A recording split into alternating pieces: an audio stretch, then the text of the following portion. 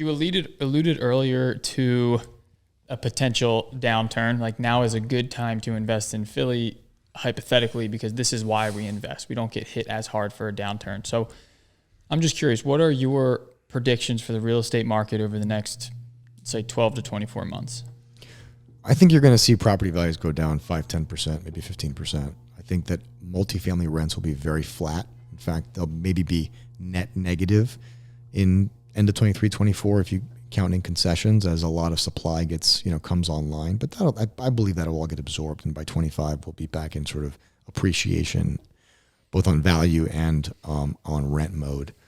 I think we're going to fare a lot better than places like San Francisco. Yeah. And even places like certain Sunbelt cities have seen 10 to 20% rent growth for 2 or 3 years.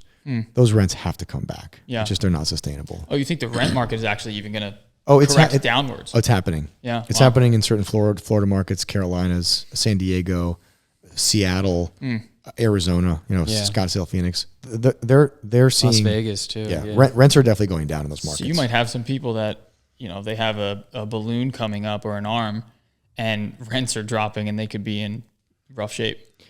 Well, it depends on their leverage rate, but yeah. I think you'll see more of that.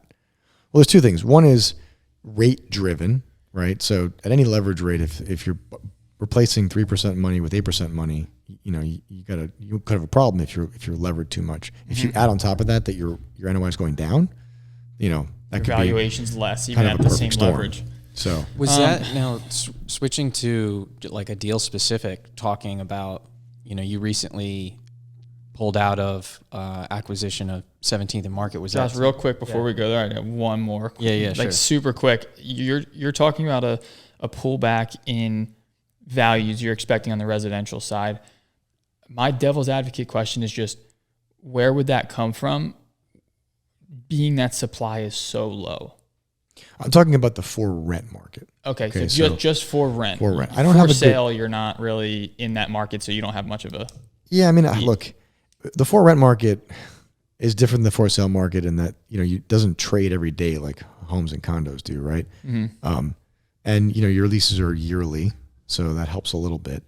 The for sale market, I think, for sale market in Philadelphia is already slowed. Okay, mm-hmm.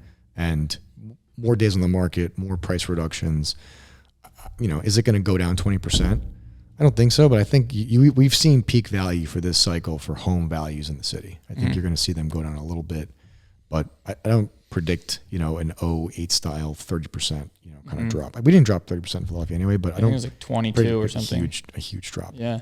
On the rent side, when rents are flat and expenses are going up 4% a year, you're actually getting negative NOI growth, right? Wait, sorry. Could you say that again? On the for rent side, when rents are flat and expenses are going up 4% a year, okay, got it. You're actually going backwards on NOI. And the expenses would go up 4% a year. Why? They just do. They never go down. Yeah. Insurance keeps going up. Wages keep going up. Utility costs keep going up. I think we're in a permanent, higher inflationary environment. This whole idea we're going to be 2% inflation after doubling the money supply twice in 10 years. It's just, it doesn't make any sense. I don't see it. You were permanently sitting around 6 to 10%. No, I think we're going to be in that 3 to 5% range. Yeah. I think that's going to be the ultimate consequence of all of this, easy money for the last 10 years. But that's still, we're not going to get to that point probably until 2024 of where inflation comes down to that number that you're referencing. I think end of this year you'll get there. Really? Okay. Yeah, we'll be under 5% this year. With continued rate hikes? Well, the rate hikes they're already working their way through the system. Yeah. I mean, you're seeing, a pullback in, we track logistics metrics. So we track port volumes. The ports in California are crickets right now compared to there were 90 boats parked offshore a year ago today in Long Beach because there were so many goods trying to get in. They just couldn't, there was a bottleneck there. So you're saying that's just people aren't buying stuff?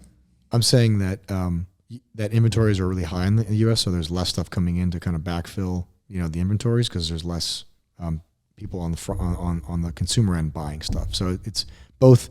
We have too many goods here that were unsold, and we're selling them less quickly. So that's contributing to also the top line growth of the economy in the last couple of years was largely just inflation driven, right? Yeah. And now it's at the point where consumers are nervous, they're buying less stuff, but your costs on the on the producer and retailer side are going up. Your wage costs keep going up. Your operating costs keep going up. Your material input, your cost of goods sold keep going up. And maybe you're selling at higher prices, but you're moving less volume. So all that together screams recession. Hopefully it's recession and not, like financial, ruin, calamity. And I think it's going to end up being somewhat painful, but not, not disastrous. Did you see?